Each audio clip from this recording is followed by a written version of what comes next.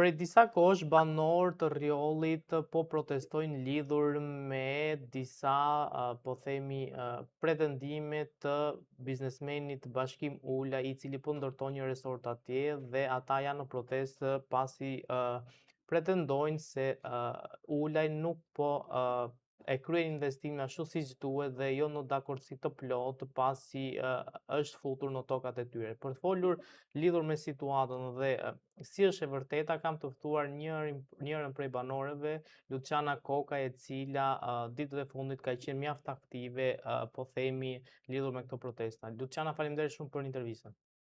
Faleminderit juve për përcjelljen e problematikës tonë. Më ndjes se kam një fëmijë të vogël. Tani ne po protestojmë sepse po na plaçkitet prona. Prona që ne kemi aty është një pronë që e kanë blerë 4 gjyshit, e ka blerë 4 gjyshi këtij fëmis. Unë jam nusa aty dhe familja ime ka prej vitit 1930 dokumentat asaj toke, që e ka blerë nga familja e Jukajve. Gjithashtu të njëjtin dokument e zotrojnë edhe banorët e tjerë të Rriollit, sepse praktikisht nga kjo problematik preken rreth 17 familje. Dokumentat e asaj toke janë falsifikuar nga Fatmir Shpellxaj. Ai pretendon që ka një testament të vitit 1956 nga Çole Zeneli dhe nga Cufmeti për babën e tij dhe pastaj me akt trashëgimi ka kaluar atij, prap me testament nga baba i tij, se babi vet nuk ka pas as vëllezër, as motra, as fëmijë tjerë, vetëm këta, ka kaluar brez pas brezi vetëm te Fatmir Shpellxaj 1500 dynym. Ndërkohë që ne jemi mbi 80 familje që e pretendojmë atë 1500 dynymshin. Mbas testamenti ai thotë, domethënë dhe kërkesa e gjykatës është bërë që të kthehet prona e marrë nga shteti komunist familjes së tij. Po në të vërtetë, në listën e konfiskimit të pronave në mal të koleve, që janë 124 familje, ata paraardhët të tij nuk ekzistojnë atë listë, nuk janë fare aty. Ne kemi të gjithë emrin aty, ata nuk e kanë fare emrin aty. Tani, dhe si po të thoja, Fatmir Shpellxaj ka falsifiku dokumentat dhe një nga dokumentat bazë me cilët ai mbështetet dhe bazohet është një certifikat pronësie familjes Jukaj që thotë familja Jukaj në lindje kanë kufitar Gurne, Çam dhe Çole Zeneli. Ndaj pretendon që Çole Zeneli ka lënë testamentin këtij. Guri Çam nga prona ku po zhvillohet resorti, në bazë të dokumentave të Genërdyshit, të leja mjedisore e Genërdyshit, thotë që Guri Çam nga prona është 2.03 kilometra. Tani në qoftë se në lindje fisi i Jukajve kishte gurin e Çam dhe Çole Zenelin, i bie që guri i Çam ishte në perëndimin e pronës së Çole Zenelit. Dhe perëndimi i pronës së Fatmir Shpellxës sot, pronës që ka falsifikuar dokumentat, është më shumë se 3 kilometra nga guri i Çam. Si ka mundësi që kjo pronë është vendos nga guri i Çam 3 kilometra, sepse guri i Çam është një monument që nuk ka lëviz ndonjëherë, është aty, është rana e hedhur. Ndërsa gjithë lufta bëhet në Rriol. Pra praktikisht ata kanë ndryshuar, po themi, edhe zhvendosjen në katastër, pra në letra? Po. Dhe një dokument tjetër që ka paraqit në gjykatë Fatmir Shpellxaj është një vërtetim i hipotekës së vitit 1997 me pretendimin e firmosur nga Arben Selim Kopligu, që ka qenë atëherë hipotekusi i Shkodrës. Aty është i përfshirë dhe një certifikat tjetër pronësie, përveç certifikatës tonë që është blerë në 35-ën, është dhe një certifikat tjetër pronësie vitin 1935, që quhet Pylla e Rriollit dhe janë 13 fise bashkëpronare. Dhe këta kanë tërhequr në vitin 1995, 1996 vërtetimet nga hipoteka. Në 1996 nuk kanë arritur dot sepse u dogjë arkiva, u dogjë hipoteka dhe nuk e tërhiqnin dot, sepse tani nuk i tërheq më dot ato vërtetime se hipoteka pretendon që janë ndjekur. Por një fakt shumë i rëndësishëm për të përmendur është, ne kemi letrat origjinale, ato letrat e verdha shumë të vjetra që mbahen edhe pak të grisura tani sepse janë normalisht kanë gati 30 vjet që janë në përdorim. Dhe pulla, vula janë falso. Vula që ka përdorur ai është e vitit 2016, ndërsa pulla është mbas vitit 2002. Atëherë vula ka qenë 15 lekë, ndërsa ai ka vulën 200 lekë aty tek vërtetimi vet. Pra ai ka bërë një vërtetim. A kemi hetimet prokurorisë lidhur me pretendimin që ngrini ju për falsifikim dokumentave? Ne kemi bërë kallëzim prokurori, ne kallëzimin e kemi bërë vjet në shkurt në SPAK. SPAK-u ja ka delegu prokurorisë Shkodër. Prokuroria e Shkodrës ka një vit që e mban atë çështje në zyrat e veta dhe nuk arrin të japë një drejtim akoma. Dhe ky është problemi kryesor dhe ajo që ne bëjmë thirrje her pas here. Prokuroria e Shkodrës të bëjë hetime dhe të flasë dhe të japi zë të drejtës.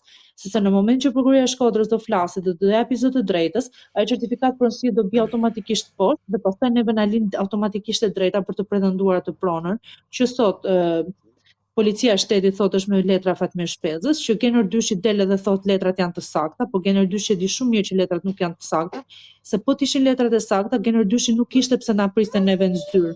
Gener Dyshi na ka prit neve në zyrë 3 herë.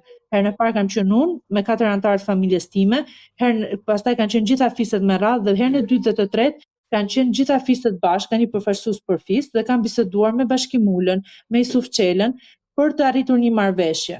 Marrëveshja që na është ofruar ka qenë marrëveshje jo e drejtë, sepse marrëveshja thoshte, mbas 5 viteve kur mbaron ndërtimin, do jap ndërtimin atij që ka certifikatën e pronësisë. Dhe unë e para kam thënë, po për 5 vite ju e dini shumë mirë që një proces gjyqësor nuk mbyllet në Shqipëri.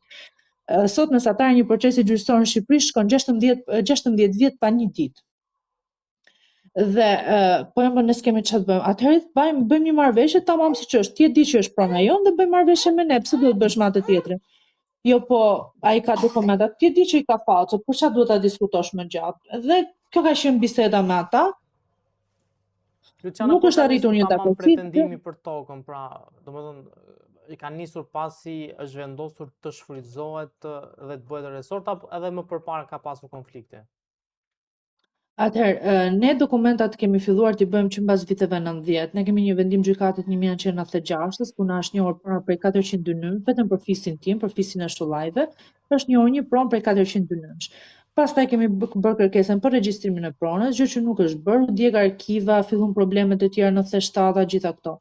Kemi vazhduar mbas viteve 2000 prapë me dokumentat e tokës, kemi zhvilluar një gjyq tjetër në 2008 për njohje kufish, për pjesën që është konfiskuar nga shteti i diktaturës, na është njohur ajo pjesë me vendim gjykate, kemi depozituar dosjen në ATP dhe ATP nuk e ka trajtuar asnjëherë dosjen tonë, vazhdon akoma ta mbajë aty dhe sa herë që ne i bëjmë një kërkesë për marrë informacion si po ecën dosja, ata kthejnë një përgjigje formale, ligji kaq, ligji aq, vazhdon procedura, afati kohor ligjor është fundi i vitit, më thanë mua, pastaj kur erdhi fundi i vitit u shty dhe me 3 vjet tjera afati ligjor, dhe ata vazhdojnë dhe zvarrisin akoma dosjen. Ndërkohë që Fatmir Shpezës ja kanë kthyer përgjigjen brenda 3 muajve negative, ATP ka kthyer përgjigje negative, ai është drejtuar gjykatës dhe gjykatësia Vojsava Kola e di vetë ajo se si ka dhënë vendimin, e di vetë ajo që ka marrë për dhënë atë vendimin. Unë nuk do bëj akuza përderisa nuk kam akoma një provë faktike, po ajo di shumë mirë se çka ka bërë. Gjykatësia Vojsava Kola ka mbyll gjyqin brenda 11 muajve. Ndërkohë që Fisin Mala, që u dha vendimin gjykatës javën e kaluar, e kanë bërë kërkesën për gjyq 3 ditë para Fatmir Shpezës. Dhe u mbyll gjyqi para një jave. Dhe Vojsava Kola në vendimin e gjykatës thotë, këtë provë nuk e pretendon askush tjetër, ndaj prezumojmë që është prona Fatmir Shpezës. Po ajo kishte një kërkesë në zyret e saj për këtë pronë. Po në atë pyeti ajo a ka kërkesa tjera për këtë pronë. Po në gjykatën e Shkodrës pyetja ka në vendim gjykate për këtë pronën. Sepse normalisht gjyqet janë bërë me dyert mbyllura dhe ne nuk kemi qenë dieni se ç'a bëhet në gjitha gjykatat e Shqipërisë, sepse nuk mund ta dim, përderisa nuk na vjen një njoftim asgjë, po ajo duhet të kishte institucionet e veta për këtë gjë. Luciana, në takime që keni pasur me Bashkim Ulajn, pse nuk është arritur që të ketë një marrëveshje dhe çfarë pretendoni ju dhe çfarë është i gatshëm të shkojë Bashkim Ulaj? Deri në çfarë pike mund të ketë një marrëveshje? Mundem një minutë lutem, më fal lutem. Po shumë dihet. Asgjë. Po nuk kam burrin e rajon, nuk kam çfarë bëj me çunin. Mos e vrit mendjen fare. Dhe nga që vonuam shumë dhe nuk u hyra si ditë linj, ndjesha shumë keq, domethënë se realisht ju falenderoj për gjithë kohën që na jepni dhe për gjithë vëmendjen se ju po na jepni zë, sepse normalisht forca atyre në institucione në gjitha ne na bën të padukshëm, vetëm janë këto media që po na japin zë dhe po na japin forcë, me thënë drejtën, dhe po na japin dhe forcë që të vazhdojmë të rezistojmë gjithnjë më shumë. Tani, për sa i përket marrëveshjes me firmën Gener 2, firma Gener 2 na ka ofruar këtë marrëveshje. Të firmosim për 20% të ndërtimit vetëm për 150 dynëm, ndërkohë sepse ata thonë që ne kemi përdor vetëm 150 dynëm për ndërtim. Po në të vërtetë leja midisore, tani dhe leja e ndërtimit që u firmos me 16 janar nga Belinda Balluku, e thosh shumë qartë që aty janë 147 hektar që janë përdorur për le ndërtimit. Dhe ti po më thua mua që do të vlerësoj vetëm 1/10 e tokës, dhe atë 1/10 me 20% ndërtim, dhe atë 20% Pra, do me thënë, gjatë gjithë kohës është një marrëveshje jo fair për Ideja ne. është që pavarësisht se ai mund mos e ketë shfrytzuar për, po themi, për godina, për ndërtim, por ai e ka pjesë të lejes. Kështu që normalisht ty ta merr tokën pavarësisht se për çfarë e shfrytëzon ai. Po, do me thënë, përdesa është fut me ndërtimit, edhe tokë është e shfrytzuar dhe ne s'mund ta përdorim më. Kjo është ideja, do me thënë, ti do shfrytëzosh gjithë tokën, tani ti nuk mund bësh mu pazar vetëm për atë pjesën e trullës, sepse ne dim shumë mirë që njerëzit marrin edhe për lulishte, edhe për gjëra tjera, po duke qenë se Riolli ka qenë zonë e mbrojtur, ai ka patur dhe një detyrim ndaj Agjencisë Mjedisit për t'ju aprovuar leja, që ta kishte përfaqe të madhe toke për të garantuar ruajtjen e ekosistemit, se në të vërtetë aty nuk duhet të jepej fare le ndërtimi për atë lloj ndërtimit, duke qenë zonë e mbrojtur. Është zonë e mbrojtur RAMS. Dhe normalisht nuk duhet ndërtuar aty. Aq më tepër ndërtuar me beton dhe aq më tepër godina 10 katëshe. Por këto janë gjëra që do flasin ekspertët, domethënë ekspertët e mjedisit, të cilët kanë reaguar, dhe agjencitë e mjedisit kanë reaguar që kjo nuk duhet bërë. Por tek gjithë kësaj që është bërë me pjesën mjedisore, aty është edhe një problem shumë i madh me banorët që janë pronarët e vërtetë asaj toke, sepse ne zotrojmë dokumenta, ne po të faktojmë që ato dokumentet e Fatmir Shpezës janë fallco. Tani ti do të presësh të flasë gjykata, okay, ndalo punimet, prit sa flasë gjykata dhe pastaj vazhdo ndërtimin. Se ti shkon edhe bën marrëveshje me firma ndërkombëtare, për të cilët firma ndërkombëtare hoteleria aty, tani nuk është faqe toka jon dhe letra taj zotria i ka fallco. Kemi njoftuar personalisht Bashkim Mulën, që është toka e gjyshit ton dhe zotria i ka letrat fallco. Dhe ai ka vazhduar me justifikimin që unë nuk merr me këtë pjesë, këtë vendosin organet e drejtësisë e gjitha këto. Organet e drejtësisë nuk po flasin. Neve se u thyn 10 xhama, janë shpallë kërkim mbi 20 veta. Bashorti im është në rajon son dje që mbrëm, unë kam që mbrëm për dhënë deklarat dhe me pretendimin që do të arrestohesha sepse sipas tyre unë kisha sulmuar një prej policëve, ndërkohë që isha aty vetëm për të ndarë dhe isha duke munduar që të ndaja, unë tërhiqa policin që ta hiqa nga dora banorëve, ndërkohë ai nxirrte shkopin e gomës, më gjun mua dhe banorët. Domethënë, unë nuk e di se si pas kam shkuar për të hedhur policin tokë. Unë aty jam afruar vetëm për të ndarë sepse nuk doja të degradonte situata. Tani prokuroria reagon direkt për këtë problematikën që pas kemi shkaktuar ne, por nuk mund të reagoj për problematikën që ka 1 vit në zyrat e saj dhe nuk e bën hetimin për ta mbyllur dhe për t'i dhënë drejtim, se po të fliste prokuroria e Shkodrës, ne nuk do ishim në këtë gjendje. Dhe po të fliste gjykata e Shkodrës, që zvarrit një gjyq tonin që ka 1 vit dhe nuk ka zhvilluar akoma një seancë të parë, ne nuk do ishim në këtë gjendje. Po mos ishin ata gjykatësit të korruptuar që detyrojnë njerëzit t'i vrasin nëpër salla gjyqit, ne nuk do ishim këtë gjendje. Duke qenë se ne jetojmë në pushtet. Bashkim Ule kërkon që për rastin që ju të merrni, po themi atë çfarë ju takon, duhet që pas 4 vitesh ai që ka, po themi atë certifikatën e truallit ta marrë atë çfarë i takon pronësisë, ndërsa për vete, duke qenë se po themi e ka menxitin për ta ndërtuar, nuk pret përfundimin e gjyqit. Pra, pse mos ndërtohet, po themi, parimisht, si logjik, pse mos ndërtohet pas 4 viteve e gjithë gjëja dhe t'jeni në rregull edhe ju edhe Bashkim Ule.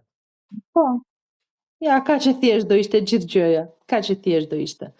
Të bëhet tani ne kemi bërë një depozitim për një sigurim mas padije sërish në gjykatën administrative të Tiranës, duke qenë që një nga fisët e fitoi procesin gjyqësor në apel.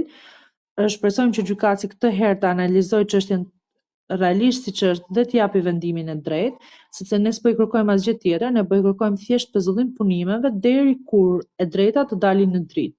Ne kemi thënë edhe gjë tjetër, nëse gjykatat, nëse prokuroria, me faktin që ne kemi sjell, me ato dokumenta që ka paraqit Fatmir Shpeza, arrin në përfundimin që është prona Fatmir Shpezës, ne ikim nga aty, nuk pretendojmë asgjë tjetër. Por përdesë ka mund 2 vendime gjykate që më njohin si pronar të atij trulli, nuk mund t'iki. Nuk jam pasi dokument, unë nuk është erdha dhe zaptova. Unë kam dokument që është blera e toka, kam dokument që është konfiskuar nga diktatura, kam një vendim gjykate 1996, kam një vendim gjykate 2008. Si mund të thush ti që nuk ke pronë këtu? Nuk mund ma thush në asnjë mënyrë. Jo, pa e ka bërë certifikatën e pronësisë. E ka bërë certifikatën e pronësisë, sa e ka pas mbështetjen e krimit, ka pas mbështetjen e politikës, ka qenë drejtor hipoteke malësisë madhe, ka qenë brenda sistemit, dhe ne s'kemi qenë në asnjë nga këto pozitat. Kështu që normalisht në situatat jemi komplet barabartë. Dhe një gjë tjetër që mua më vjen shumë herë ta theksoj dhe dua ta theksoj sa herë që më jepet mundësia, neve merremi aty me fugonat e policisë, nga 5-6 veta fugon policisë, sa herë që shkojmë të protestojmë për të mbrojtur pronën tonë. Ndërkohë që ai punoi si Berçani Security, që goditi djalin ton, erdhi te komisariati i policisë me qytet, i shoqëruar me 2 prej kolegëve të vet. Daneti jo më shumë se 30 minuta dhe u largua. Ndërkohë që djelmoçat tanë po rrinë gjithë natën policisë sepse thyn ca xhama. Pa i grushti i tij nuk quhet. Ai është në uniform. Grushti, shtjelmi, sepse ai ka gjujt me grusht një prej banorëve, atë çunin e ri, ka gjujt dhe me shtjelm një banor tjetër, dhe ai banori tjetër ka qenë me qeforë, 2 ditë rresht. Nga shtjelmi që i ka futur ai punojësi i Berçani Security. Këtë nuk e merr parasysh prokuroria, këtë nuk e heton policia. Ai zotëria vazhdon të sorollatet i lirë, sepse ai ka dhe një gjë tjetër, nëse një polic privat, këta na thonë që ka statusin e policisë shtetëror, ai duhet të jetë i trajnuar dhe të punojë në presion. Unë nuk jam e trajnuar që të punoj në presion. Unë nuk jam e trajnuar që të merrem me shumë njerëz. Unë jam një qytetar i thjesht. Ai e ka marrë përsipër atë detyrën dhe duhet i dalë për zot asaj punës vet. Dhe ai nuk mund të gjujë me grushta dhe me shtjelma këtë del përpara. Ai më ka shtyr dhe mua. Më ka shtyr dhe më ka rrëzu dhe mua. Ka shtyr, ka rrëzu dhe një gazetar. Domethënë ai nuk ishte një denuncim ndaj Berçani Security lidhur me gjithë çfarë po ndodh atje. Po e kemi bërë denoncimin për këtë gjë që po ndodh atje, sepse ky punojës ka qenë një figurë që realisht shkaktonte shumë tension aty sepse dhe provokonte. I thoshte djelmoçave ha gjyj po deshe, gjyj po ta majti. Po ti nuk më thosh mua gjyj po deshe në pronën time, se ti po më dhunon pronën time, nuk jam unë pronën tënde, ti je në pronën time dhe e di shumë mirë që je në pronën time, tani pse më bën gangsterin kot? Bëj atë detyrë, merr rrogën dhe shkon në shtëpi, mos më bëj gangsterin kot, se e di që jam në drejtën time. Se din gjithë, se mos ta dinë që jemi në drejtën tonë, nuk na kishte thirr Bashkim Mula në zyrë. Ti ishte i sigurt Bashkim Mula që ne s'kemi pronë aty, nuk na thriste në zyrë për të diskutuar me neve. Po di shumë mirë që jemi në drejtën tonë dhe prandaj na ka thirr për të takuar e për gjetë një zgjidhje, normalisht, duke menduar se ka menduar që këta fshatarë dhe mund t'i gënjej me pak. Edhe këtë besoj që e ka bërë, edhe ka bërë atë ofertën e tij banale. Po jo, ajo është tokë që ka mbledh 4 gjyshet, ne normalisht nuk do e falim. Po më thuj hajde ma fal tokën, është tjetër muhabet, po mos më thuj po ta blej me një pazar qesharak. Lidhur me protestat, do të vazhdoni akoma protestat dhe çfarë pritet nga këto protesta dhe mbi të gjitha keni pasur po themi mbështetje edhe nga banorë të cilët janë larguar jashtë shtetit dhe ndoshta janë kthyer vetëm për të mbrojtur tokën që ua kanë lënë parët e tyre.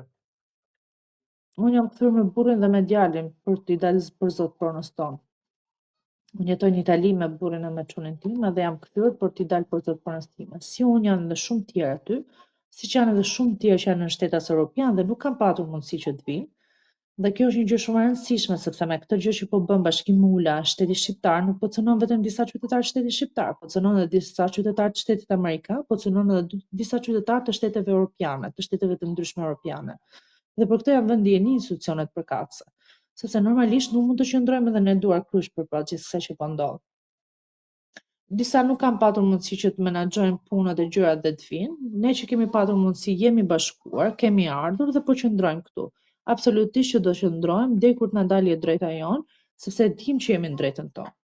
E dim që kemi përballë shtetin, oligarkun, krimin, politikën, gjitha, sepse aty janë bashkë PD-ja, PS-ja, se po të kishte një opozit, do na mbronte edhe opozita.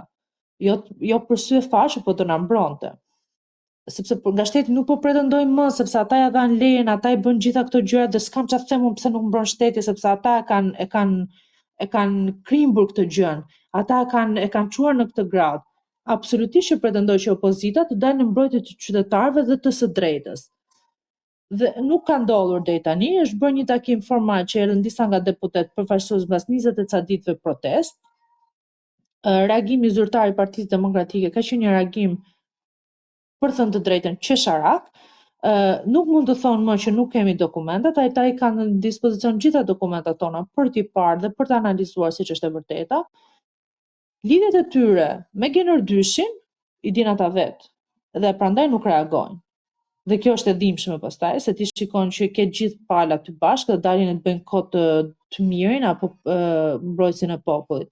Partia Demokratike duhet kishte reaguar për një leje ndërtimi që firmosi Belinda Balluku me datën 16 janar, ndërkohë që duhet ishte shkarkuar. Por ne jemi në drejtën tonë. Ta thash edhe më përpara, ata të vazhdojnë punën e tyre, ashtu siç e kanë bërë, ne do vazhdojmë punën tonë për të mbrojtur pronën tonë. Kjo është diçka që nuk negociohet dhe nuk ka burrë që i kthen më mbrapsht këta burra që janë nisë për të mbrojtur tokën e gjyshërve të tyre.